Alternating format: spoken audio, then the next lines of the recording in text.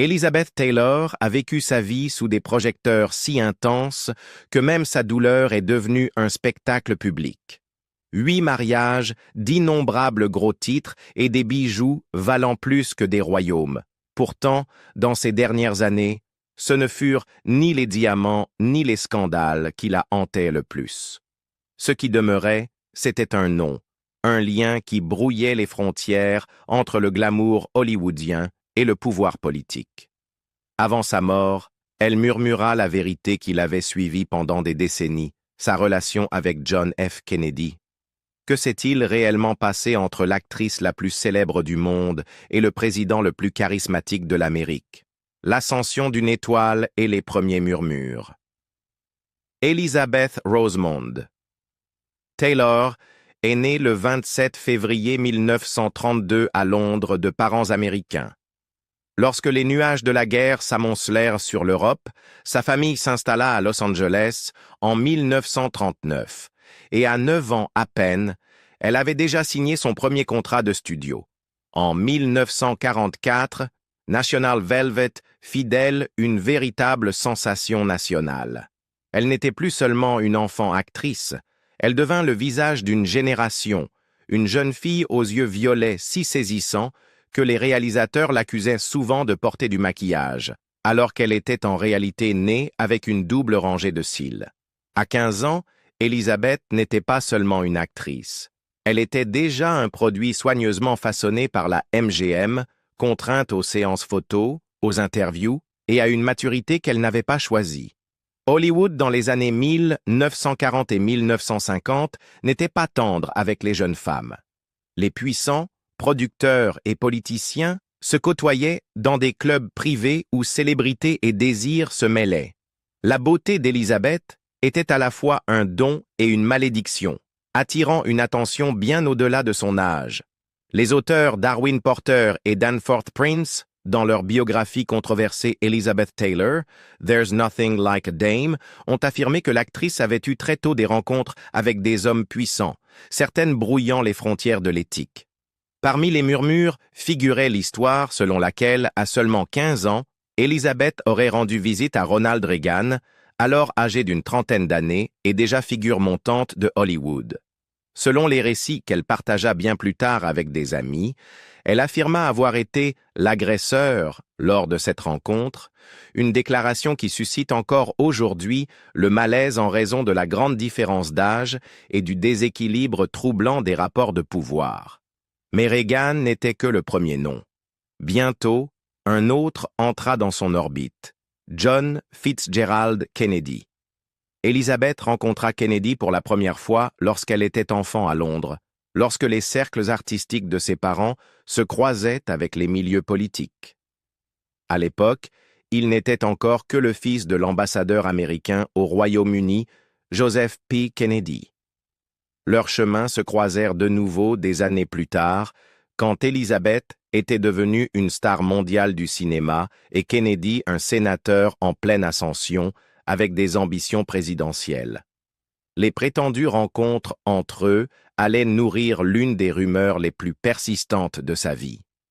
Au début des années 1950, le monde privé d'Elizabeth était déjà instable. À 18 ans, elle épousa Conrad Nicky Hilton Jr., héritier de l'empire hôtelier Hilton, lors d'un grand mariage mis en scène par la MGM qui reflétait son rôle dans Father of the Bride. Mais le conte de fées s'effondra rapidement. Hilton était violent, abusif, et son alcoolisme conduisit Elizabeth à une fausse couche. Leur mariage ne dura que 8 mois, et dès janvier 1951, elle demanda le divorce pour cruauté mentale. Ce traumatisme précoce façonna son approche de l'amour, agitée, en quête, et souvent destructrice. Au milieu de ces turbulences, des rumeurs commencèrent à circuler à Hollywood et à Washington, selon lesquelles Elizabeth aurait connu JFK de manière plus intime que ne le laissaient entendre les chroniques mondaines. Au milieu des années 1950, Kennedy était déjà réputé pour son charme et ses liaisons supposées. Pour Elizabeth, alors qu'elle tentait encore de naviguer dans son deuxième mariage avec Michael Wilding, La présence d'un homme comme Kennedy représentait à la fois un danger et une fascination. Ses premiers murmures jetèrent les bases d'une histoire qui allait la hanter jusqu'à ses dernières années. Le sénateur, la star et l'ombre du scandale. À la fin des années 1950, Elizabeth Taylor en était déjà à son 3e mariage, cette fois avec le producteur de cinéma Mike Todd. Il semblait que, pour une fois, elle avait trouvé la stabilité. Ils accueillirent une fille, Lisa, en 1957, et les ragots d'Hollywood laissaient entendre qu'Elizabeth s'était enfin installée dans une union durable. Mais le destin intervint cruellement. En mars 1958, Mike Todd fut tué dans un crash aérien, laissant Elizabeth dévastée et veuve à seulement 26 ans. Pendant des semaines, elle resta alitée, consumée par le chagrin. Des amis comme Paul Newman vinrent la réconforter, mais rien ne pouvait combler le vide laissé par la mort soudaine de Todd. En deuil, elle se tourna vers Eddie Fisher, l'ami proche de Todd et mari de la chanteuse Debbie Reynolds. Leur liaison explosa en l'un des scandales les plus notoires d'Hollywood, valant à Elizabeth l'étiquette de briseuse de ménage. En mai 1959, elle épousa Fisher à Las Vegas, mais même cette union reposait davantage sur la douleur que sur l'amour. Elizabeth admit plus tard qu'elle l'avait épousé par chagrin et non par passion. C'est au cours de cette période agitée que John F. Kennedy commença à apparaître plus régulièrement dans sa vie. Kennedy, alors jeune sénateur du Massachusetts, s'était forgé une réputation à la fois d'étoile montante de la politique et d'homme aux appétits insatiables. Il évoluait aisément dans les cercles hollywoodiens, côtoyant acteurs, musiciens et magnates qui admiraient son charisme. Sinatra l'introduisit dans les rassemblements du show business, et Elizabeth, déjà proche de Sinatra, se retrouva attirée dans l'orbite de Kennedy. Des rumeurs commencèrent à circuler au sujet d'une baignade nocturne chez l'acteur Robert Stack à Beverly Hills, où Kennedy, Elizabeth et Stack étaient à présent. Selon la biographie controversée, la soirée se transforma en une rencontre intime qui brouillait les frontières entre mythes hollywoodiens et ragots politiques. Qu'il s'agisse de vérité ou d'exagération, ces murmures alimentèrent la fascination pour la vie privée d'Elizabeth Taylor. Pour Kennedy, déjà marié à Jackie, le lien supposé avec Elizabeth devint un secret de plus parmi tant d'autres. Pour Elizabeth, toutefois, le lien présumé avec Kennedy se distinguait de ses aventures et de ses mariages. Des amis se souvinrent plus tard qu'elle décrivait Kennedy comme vif, magnétique et capable de la désarmer d'une manière que peu d'hommes savaient faire. Contrairement à l'abusif Hilton ou au Fisher endeuillé, Kennedy respirait la confiance sans désespoir. Elizabeth aurait un jour confié à un proche que Kennedy était un homme capable de changer le monde et de vous faire rire de tout et de rien. Ces paroles, bien que rapportées, traduisent l'attrait qui maintint son nom lié au sien même des décennies plus tard. En même temps, Jackie Kennedy était consciente des femmes qui tournaient autour de son mari. Marilyn Monroe avait peut-être attiré le plus d'attention, mais Elizabeth Taylor n'était pas loin derrière. Des proches affirmèrent que Jackie considérait Elizabeth avec une méfiance particulière, la voyant non seulement comme une menace, mais comme un miroir, deux icônes de style, toutes deux habituées à dominer une pièce et toutes deux refusant de s'effacer. À mesure que la campagne présidentielle de 1960 gagnait en intensité, le lien entre Elizabeth Taylor et JFK devenait de plus en plus difficile à écarter comme une simple rumeur. Leurs noms apparaissaient dans les mêmes colonnes de potins, leur présence à des soirées était chuchotée et leur rire partagé à huis clos. Pour Elizabeth, déjà jugée scandaleuse par son mariage avec Fisher, les murmures d'intimité avec un sénateur marié ajoutaient une couche supplémentaire à sa légende.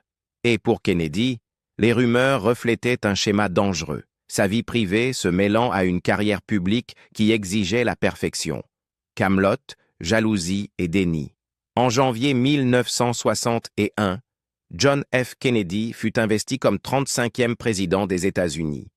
À seulement 43 ans, il incarnait une nouvelle ère de la politique américaine, jeune, charismatique et glamour.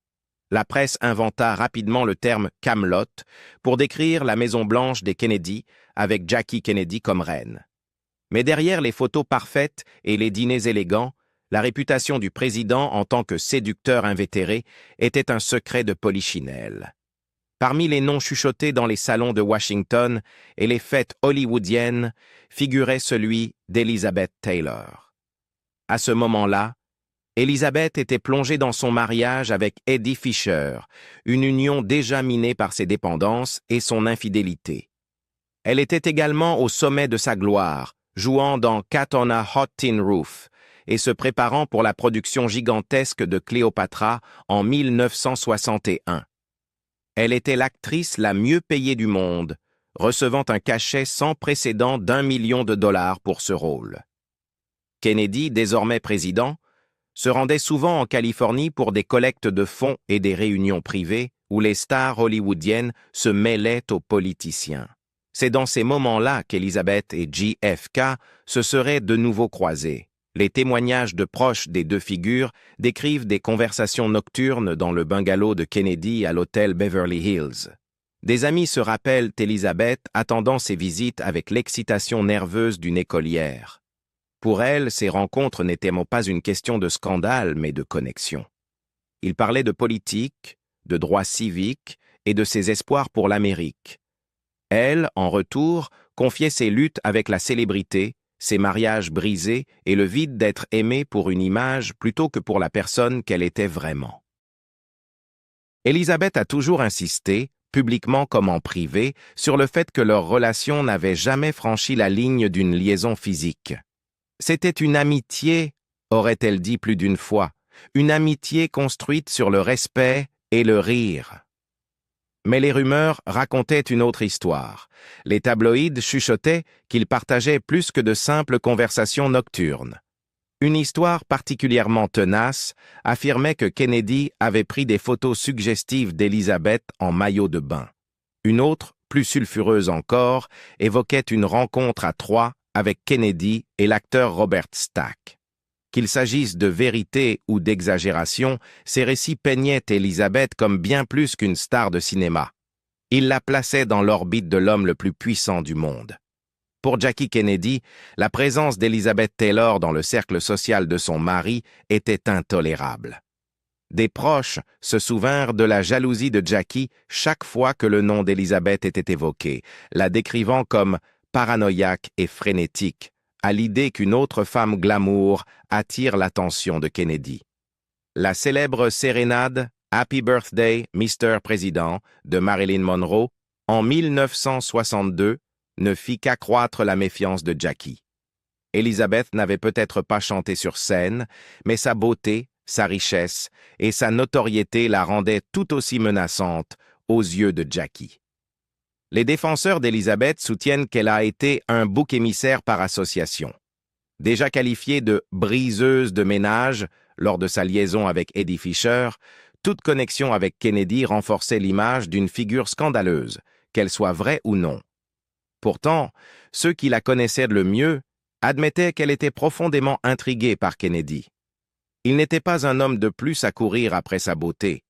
Il était un homme qui incarnait à la fois le pouvoir, l'intelligence et le charme. Pour Kennedy, Elizabeth représentait l'intersection parfaite entre politique et culture populaire.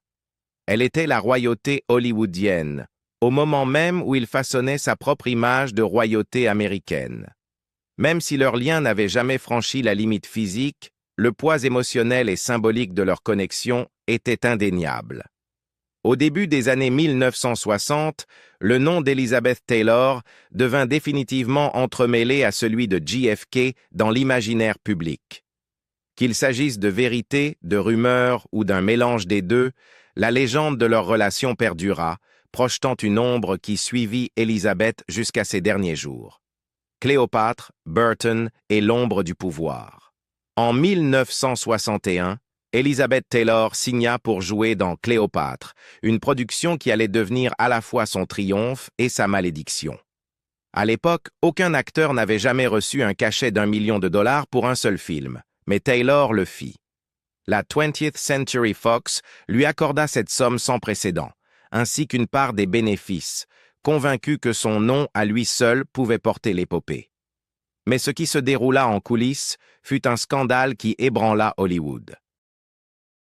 Pendant le tournage à Rome en 1962, Elizabeth entama une liaison passionnée avec son partenaire, Richard Burton, alors marié. Leur alchimie était indéniable, et bientôt elle déborda de l'écran vers la réalité. Un paparazzi audacieux les captura dans une étreinte intime à bord d'un yacht au large des côtes italiennes, et l'image déclencha une tempête mondiale. Le Vatican condamna le couple pour vagabondage érotique, des politiciens américains dénoncèrent leur comportement et les journaux déclarèrent Elizabeth Taylor la femme la plus scandaleuse du monde. Le scandale éclipsa le film lui-même, faillit ruiner le studio et modifia à jamais la manière dont la culture des célébrités était couverte. Au milieu de ce chaos, les murmures sur l'ancienne relation d'Elizabeth avec John F. Kennedy persistaient en arrière-plan. Pour beaucoup, cela semblait presque poétique. L'actrice qui incarnait Cléopâtre, la reine qui séduisit les souverains, aurait attiré l'attention du roi politique de l'Amérique.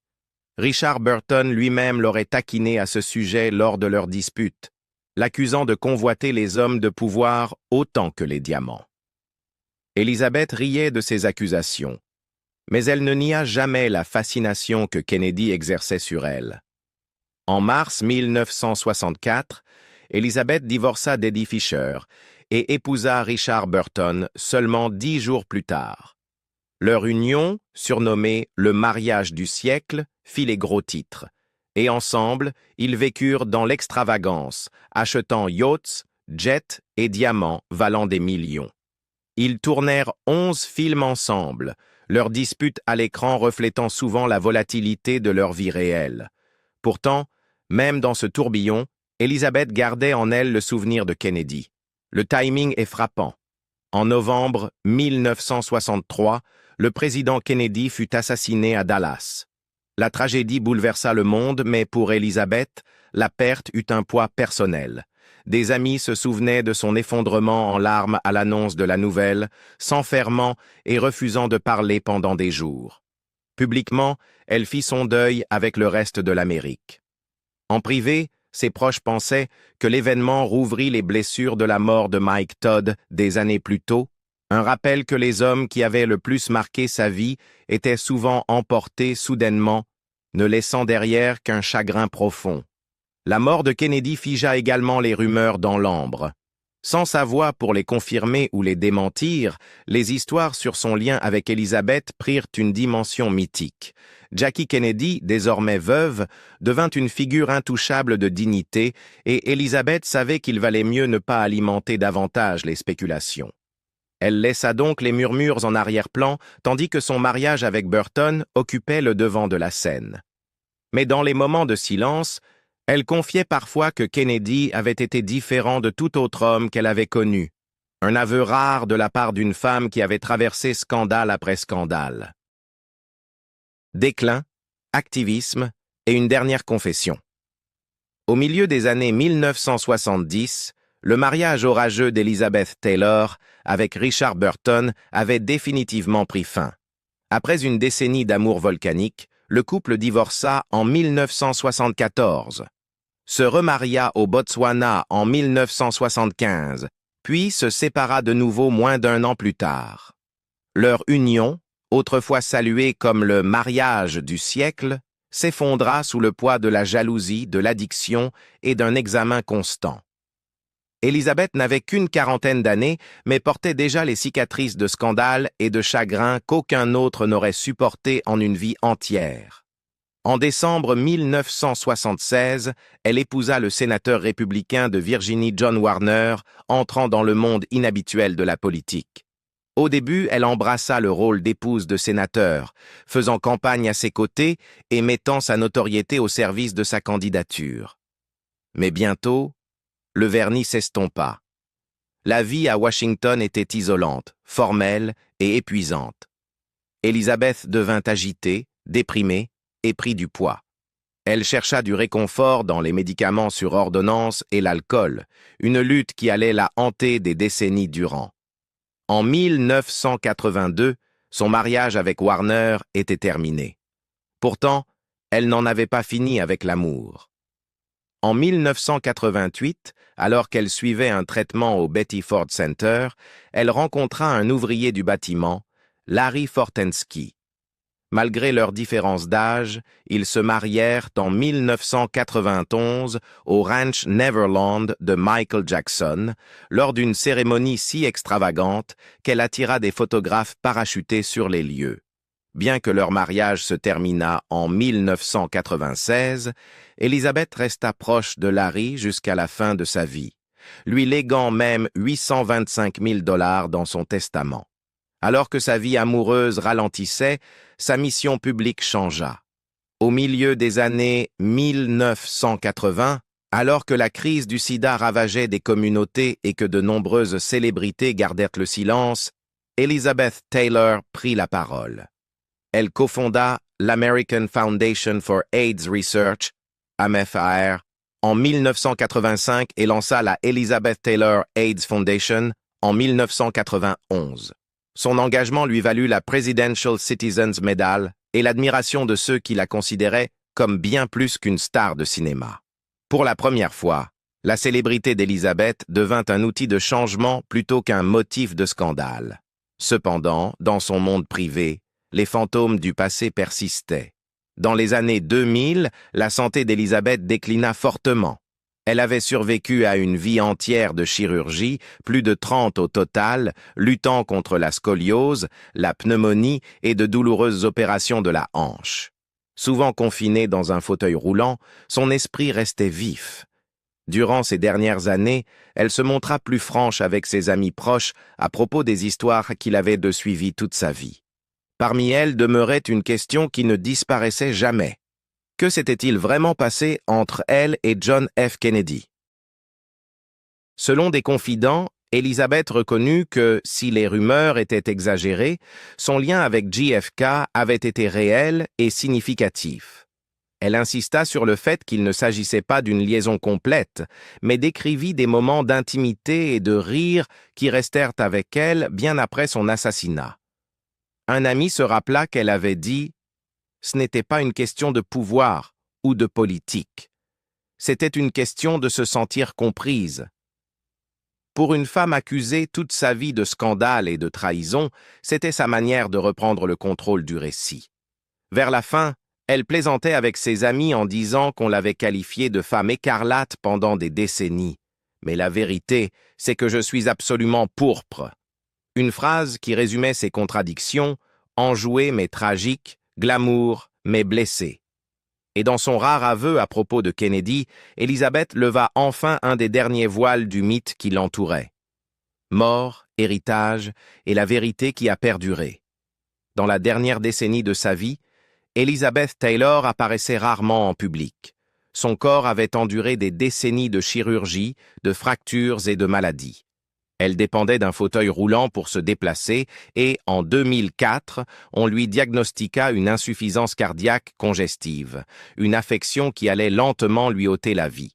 Pourtant, même alors que sa santé déclinait, sa réputation comme l'une des dernières véritables légendes d'Hollywood ne fit que grandir. Elle resta fidèle à ses causes, en particulier son travail de sensibilisation et de collecte de fonds pour la lutte contre le sida. Lorsqu'elle était trop faible pour assister aux événements, elle envoyait des messages vidéo, sa voix portant la même conviction qui avait autrefois captivé les spectateurs dans Cat on a Hot Tin Roof ou Who's Afraid of Virginia Woolf. Mais loin des caméras, Elizabeth devint plus réfléchie. Elle repensa non seulement à sa carrière cinématographique et à ses mariages, mais aussi aux secrets qui avaient marqué sa vie privée. Parmi ces secrets, son lien avec John F. Kennedy se distinguait comme celui qu'elle voulait le plus clarifier. Pendant des années, elle avait tourné les rumeurs en dérision, plaisantant même sur le fait qu'elle aurait pu jouer Lolita si le film avait été tourné durant sa jeunesse. Mais désormais, dans de discrètes conversations avec des amis, Elle admit qu'il y avait eu plus de vérité dans ses murmures qu'elle ne l'avait jamais reconnu publiquement. Elle décrivait Kennedy comme un homme qui la faisait se sentir vue, non comme une star ou un scandale, mais comme une personne. Contrairement aux maris qui tentaient de la contrôler ou aux amants qui exploitaient sa célébrité, Kennedy lui avait parlé en égal. Leur lien n'avait peut-être pas été l'histoire torride imaginée par les tabloïds, mais il possédait une profondeur émotionnelle qu'elle n'oublia jamais. Pour Elizabeth, c'était une amitié secrète flirtant avec la romance, une relation suspendue entre rumeur et réalité. Pour Jackie Kennedy, ses soupçons avaient toujours été douloureux. Et pour Elizabeth, cette tension faisait partie de la tragédie. Elle savait qu'elle avait été une source de jalousie dans le mariage de Jackie, et même des décennies plus tard, elle paraissait à la fois pleine de regrets et résignée. Mais Elizabeth était aussi défiante. Elle avait vécu une vie jugée par les autres, et à la fin, elle voulait que sa vérité soit la sienne, même si cela compliquait son héritage. Le 23 mars 2011, Elizabeth Taylor s'éteignit au Cedars-Sinai Medical Center à Los Angeles, à l'âge de 79 ans. Fidèle à son sens de l'humour, ses funérailles commencèrent avec 15 minutes de retard parce qu'elle avait demandé « Je veux même être en retard à mes propres funérailles ». Elle fut inhumée au Forest Lawn Memorial Park de Glendale, près de son ami de longue date, Michael Jackson. La vie d'Elizabeth Taylor fut remplie d'amour, de pertes et de secrets qui brouillaient la frontière entre mythe hollywoodien et réalité. Maintenant que vous connaissez son histoire, qu'en pensez-vous? Son lien avec John F. Kennedy fut-il une véritable histoire d'amour cachée au grand jour, ou simplement une autre rumeur amplifiée par la célébrité? Partagez vos réflexions dans les commentaires et n'oubliez pas de liker, de vous abonner et d'activer la cloche pour ne rien manquer des histoires derrière les légendes.